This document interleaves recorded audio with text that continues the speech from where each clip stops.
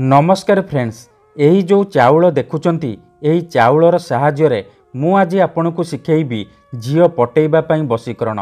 विवाहिता भाउज को पटेइबा पई वशीकरण केवल आपन को कौन करिवार अछि, यही चाउल को सेई झील बा स्त्री घर सामने पकेइबार अछि। तापर देखिबे चमत्कार जेमिति आपण एपटे यही वशीकरण को करिवे से झील हेउ बा विवाहिता स्त्री विचलित होई उठिबो। जेपर्यंत आपणक पाखक आसीनी आपणक सहित संपर्क रखिनी सीए गोटे मुहूर्त भी रही परिबनी।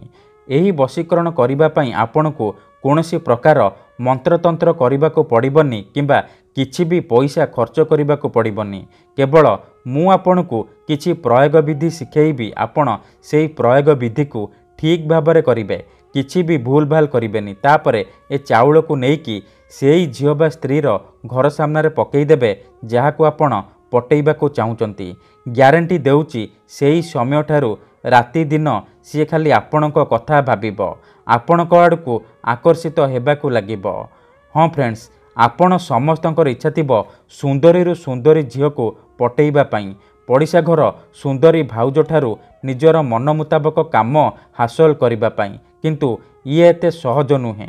एथिपई आमर तंत्र शास्त्ररू मु आज आपणक पई अल्प टिके अरुआ चाउल आउ गोटिए ग्लास पानीर साहाय्य झील पटेइबा पई वशीकरण विद्या नहीं आसीची। विवाहिता नारी को पटेइबा पई वशीकरण विद्या नहीं आसीची, जहाकू आपण निज घरे बसी बसी करि परिबे। बिना कोनोसी मंत्र तंत्र करी, बिना कोनोसी पैसा खर्च करी आपण अति सहजरे निज पसंदर झील को पटेई परिबे।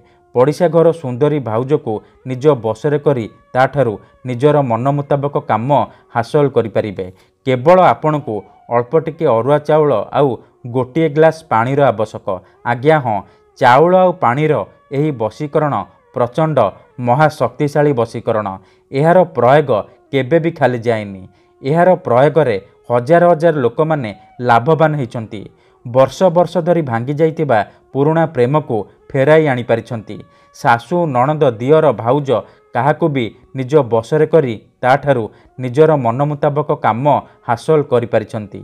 तेणु आपण भी मात्र गोटिए थर करिकी देखंतु, तापर देखिबे चमत्कार। जदि आपण केउ झील को बहु दिन होला भल पाउचंती किंतु जेते चेष्टा कले मध्य ताकू पटेई पारुनांती, ता पछरे गोड़े गोड़े थकी गलेनी हेले से झील आपण को भाव देउनी, आपण को अणदेखा करुची, तेबे अल्प टिके अरुआ चाउल आ गोटिए ग्लास पानी आनी आजिर एही वशीकरण करिकी देखंतु।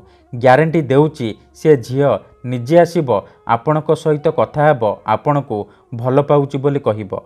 तेबे एही वशीकरण आपण किपरि करिवे, केमिति करिवे, एहार प्रयोग विधि कौन, मु आपण को शिखेइबी। संपूर्ण प्रयोग विधि ठीक भाव शिखेइबी। जानिबा पई मोर आपण मानकु अनुरोध कि आपण भिडियोटी को मूलरू शेष पर्यंत पूरा ध्यान सहित देखिबे। अधारू छाड़ी पळेइले किंबा काटी काटी देखिले आपण किछि भी बुझी परिबेनी। परे कमेंट करिवे गुरुजी आपणकर वशीकरण काम करूनी। देखंतु मु आपणकु सबु भिडियो रे कहूची, जेउपरि आपण भगवान को मानुचंती, भगवान को ऊपर विश्वास रखिचंती, निजर सबु दुख कष्ट असुविधा भगवान को जणाउचंती, जदि से असुविधार समाधान न हैला तार माने नुहे कि भगवान नांती। सेहीपरि तंत्र मंत्र हुए, वशीकरण काम करे, किंतु एहाकू आपण को सिद्ध करबाकू पड़िबो। प्रयोग विधि को ठीक भाबरे करबाकू पड़िबो। मु आपण को जेमती शिखेइबी आपण को ठीक सेहीपरि करबाकू पड़िबो। तेबे जाई मु आपण को ग्यारंटी देउची आपण 100 ରୁ 100% सफल हेबे।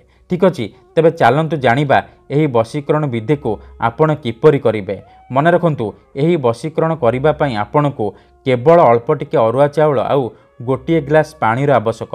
एही दुईटी जिनिस आनी सारिबा परे आपण निज घरे किंबा कोनोसी एक जगारे नाली रंगर आसन पकेकी दक्षिण दिग को मुह करके बसी पड़िबे। तापरे पानी ग्लास आउ चाउल को आपण निज सामने रखिबे। देखंतु एहीपरि रखिबे। तापरे अल्प टिके चाउल आपण हाथ रे धरिबे।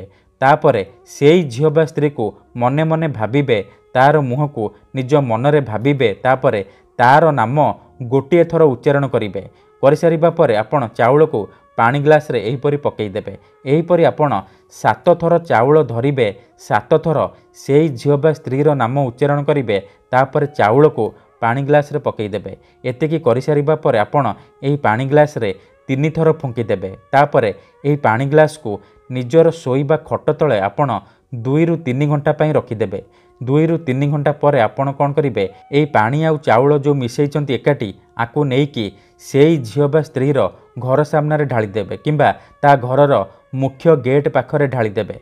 ग्यारंटी देउची एतिकी करिकी देखंतु सेई समय ठारू सी आपणक आड़कू आकर्षित हेबाकू लागिबो।